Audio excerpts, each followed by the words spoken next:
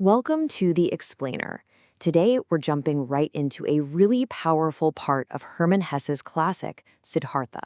It's a story about a man who, on the surface, gets everything he could ever want from the world, only to find himself in a spiritual crisis so deep it makes him question, well, everything. And that brings us to the core question of this whole story. Is it possible to get so caught up in chasing worldly pleasures that you completely lose touch with who you really are? Siddhartha's journey gives us a pretty intense and timeless answer. He basically trades a lifetime of spiritual discipline for a dive into temptation. So, let's see what happens when a master of the spirit tries to become a master of the material world. All right, so our story picks up with Siddhartha right in the thick of it. He's a successful businessman living with the famous courtesan Kamala. He's got money, he's got status, but even with all that luxury, deep down, he feels like a complete stranger. You can just feel the conflict tearing him apart, right? On one hand, you have his past as a samana, an ascetic who mastered the art of thinking, waiting, and fasting. But his new life? It's all about riches, lust, and power. He looks at the people around him, these childlike people, and feels totally alienated. He's living their life, but he's not one of them. And his main coping mechanism? A sense of superiority. He would watch everyone, merchants stressing over deals, lovers and their passion, with this kind of mocking disdain. It was a wall he built to separate his enlightened self from the messy, emotional world he had stepped into. The thing is, that wall couldn't protect what was inside. That divine inner voice that used to be his guide, it started getting quieter and quieter. All that incredible discipline, all the wisdom from his time with the Brahmins and Samanas, it was all still there, but it was like it was getting dust, getting buried under this new heavy life. And this leads us to the next stage, where things get, well, pretty dark. This life of pleasure wasn't just a game he was playing anymore. It was starting to infect him, leading to what the book calls the sickness of the soul. You know, there's this amazing metaphor in the book that just captures it perfectly. It compares his soul to a potter's wheel. Once, it spun fast and true with spiritual energy. But now, it's slowing down, wobbling, getting so hesitant that it's just about to grind to a complete halt. It wasn't a sudden crash, just a slow, painful decay. And you can see this decay happen in clear steps. First, it was just about enjoying the senses, good food, nice clothes. But then, that sense of superiority he had, it started to fade. He became tired. And that's when the real vices moved in.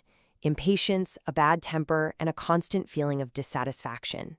And the final nail in the coffin? Greed. The dice game, which started as a bit of fun, became this obsession, this shackle he couldn't break. And here's the ultimate irony. He started to look at those childlike people he used to mock, and he felt a pang of envy. Why? Because they could actually care. They could love. They could fear. They could throw themselves into their lives with a passion he had completely lost. They could feel everything, while he was feeling more and more empty. I mean, look at this transformation. It's night and day. The calm, patient man who was kind to beggars becomes an impatient businessman hounding his debtors. The man who mocked wealth now literally dreams about money. Every single virtue he had so carefully built was flipped on its head. This was the disease of the soul in its final form. So he's stuck. He's running in this completely pointless circle, just getting tired, old, and spiritually sick. But then, something happens. A wake-up call that finally shatters the whole illusion. And it comes to him in a dream. The night of the dream, he's with Kamala. And he looks at her, really looks at her, and for the first time, he doesn't just see her beauty.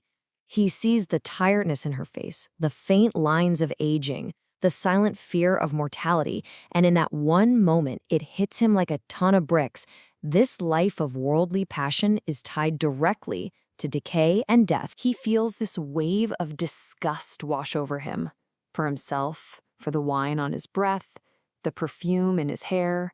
He falls into this heavy, troubled sleep.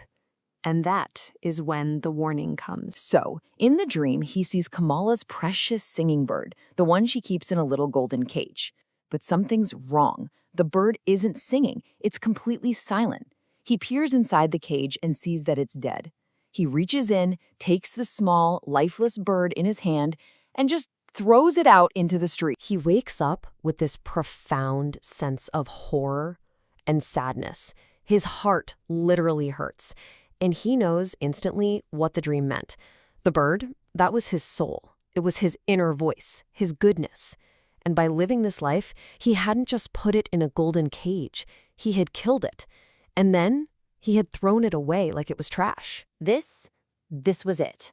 This was the shock to the system he needed. The dream forces him to look at the cold, hard truth of what he's become. And with that brutal clarity, he finally decides to do the one thing he has to do: end the game. He finally understood the word Sansara, not as some lofty philosophical doctrine, but in the simplest way possible. It was a game. A child's game. You know, the kind of game that's fun to play once, maybe even 10 times. But forever, over and over again, he realized how utterly pointless it all was. And with that realization, it was like a switch flipped. It wasn't a debate. It wasn't a maybe. He just knew. The game was over. Something inside him had died for sure. But now, finally, something else had a chance to live. And he didn't waste a second. He spent one last day sitting in his garden, letting the full weight of his decisions sink in. He said a quiet goodbye to his house, his riches, all of it. And that very night, he just walked away from the city and never looked back. His business partner, of course, frantically searched for him. But Kamala, his lover, she knew better. She didn't search at all. And here's the really beautiful part. When Kamala heard Siddhartha was gone, she understood completely. She went to her own golden cage, the one with her actual living songbird, opened the little door, and set it free. It was this perfect silent acknowledgement. She was freeing her bird, just as he had finally freed his own soul. Siddhartha's story is so powerful because it really holds a mirror up to our own lives. It leaves us with a pretty challenging question to think about. What is the game that you might be playing? And maybe more importantly, what would it take for you to realize the game is over and just walk away?